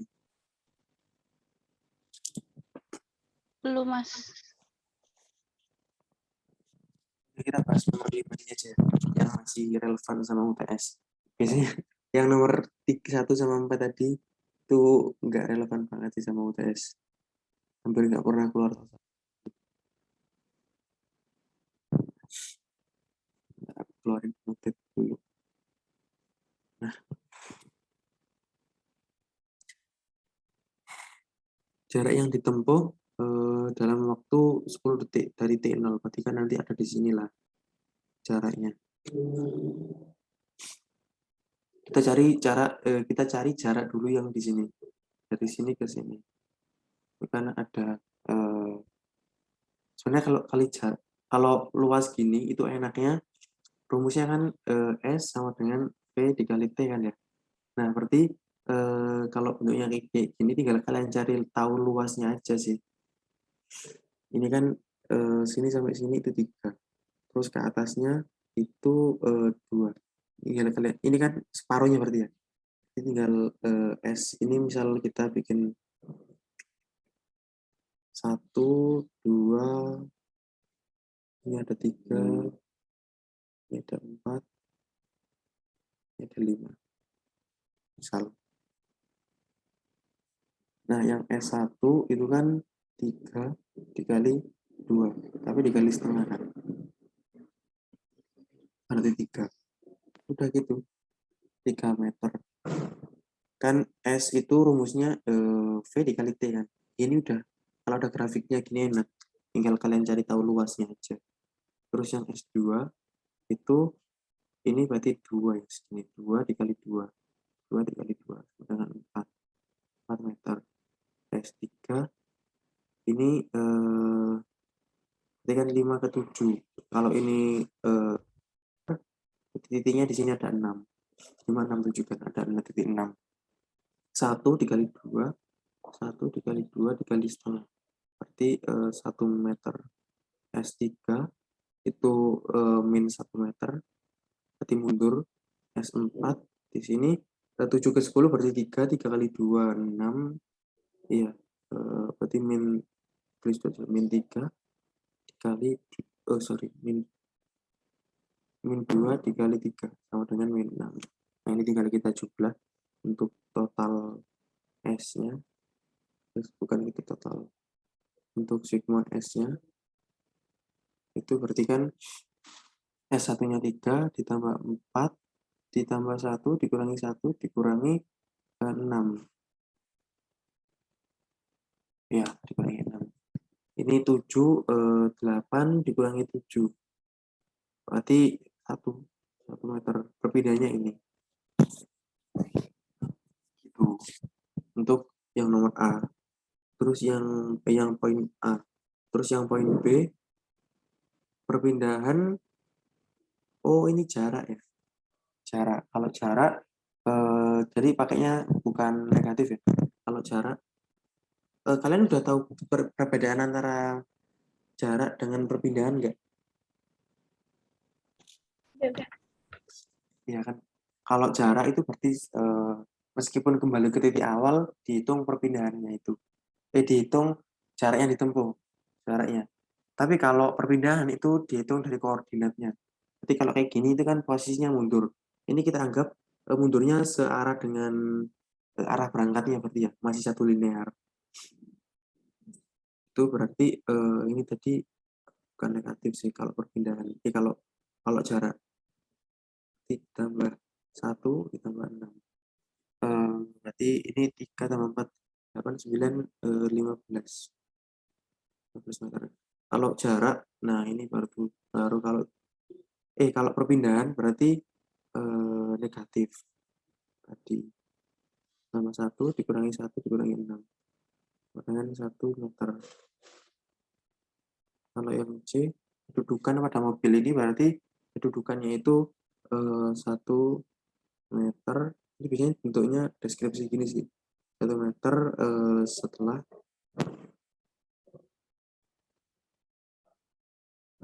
titik awal.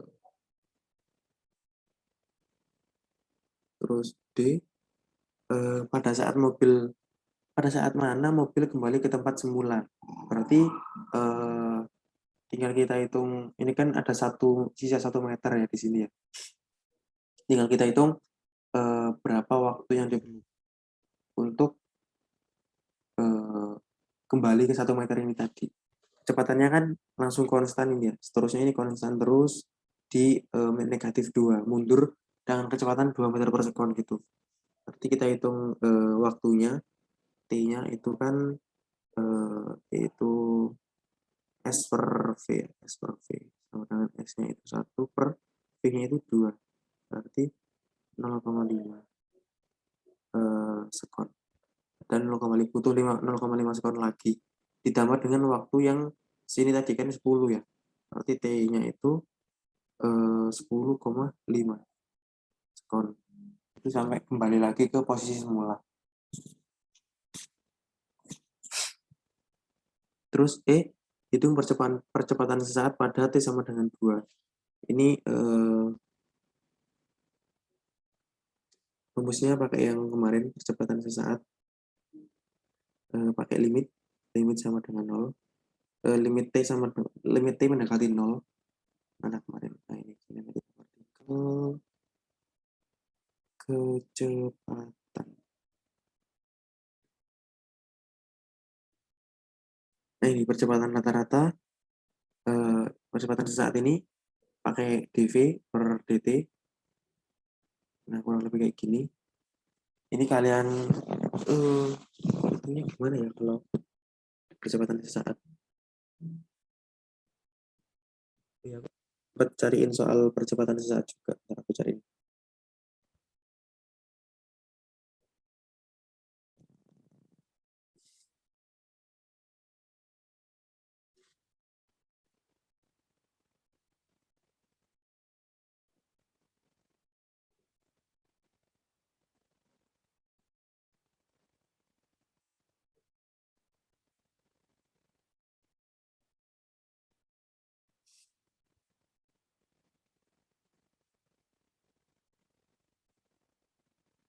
Kalau T sama dengan 2, berarti itu posisinya di sini.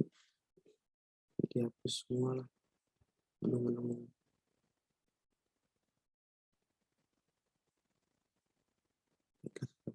Ini tadi jawabannya kan di sini semua ya.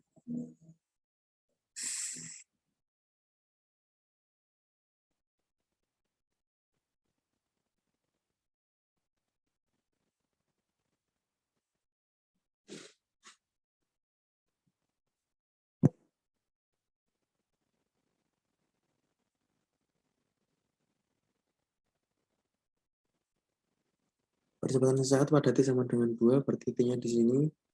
Itu dihitung percepatannya untuk T-nya itu mendekati 0. Itu dihitung percepatan dulu kayaknya. Kecepatannya itu untuk A-nya kan delta V per T. Jadi ada percepatan delta V-nya itu 3 min 0. Ya udah 3 aja. 3 per T-nya bukan per 3. 2 ya, 0 ke 2 kecepatannya. 2 per 3. Berarti 2 per 3. 0,6. 0,67 meter per sekon kuadrat. Nah, ini A-nya itu segitu. Selama ini tuh punya A segitu. Berarti untuk percepatan sesaat, karena ini bentuknya linear, konstan, maka percepatan sesaat dari A-nya juga ini sih. Karena percepatannya itu nggak naik turun.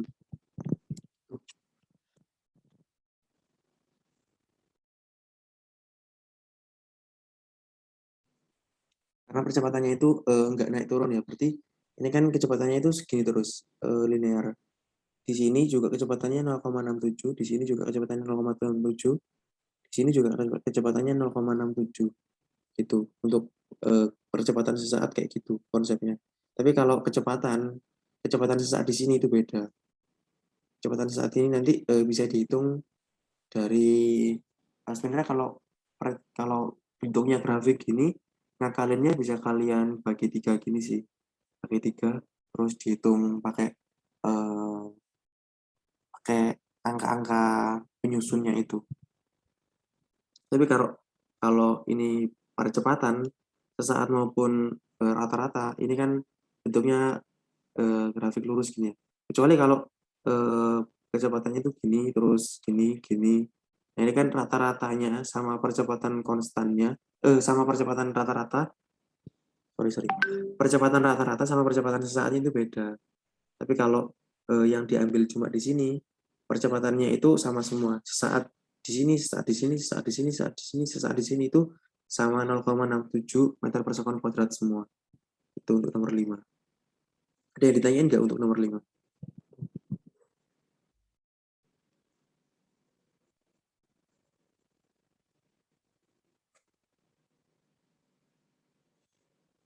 Ada yang ditanyain mungkin untuk nomor 5? Atau mau ngirim latihan soal lain? Ini udah 2 jam ya, udah capek kayaknya kalian. Waktu yang diberikan kan juga 2 jam sebenarnya. Kalau gitu, ntar aku tutup aja kalau gitu. Nanti setelah aku tutup bisa kalian tanya-tanya lagi, lanjut tanya-tanya nggak apa-apa. Tapi untuk recordnya di stop sampai sini dulu. Ntar aku stop share dulu. Untuk pertemuan kedua proyek kumulot fisika malam hari ini kayaknya udah selesai. Makasih buat teman-teman atas partisipasinya, atas ketertarikannya, atas ya menyaksikan penjelasanku di sebelumnya tadi. Sebelum ditutup mungkin kita berdoa menggunakan agama dan kepercayaan masing-masing agar diberikan kebarokan dan mungkin agar kalian diberikan kemudahan juga ketika UTS besok, terutama di UTS fisika dasar ya. Berdoa menggunakan agama dan kepercayaan masing-masing dimulai.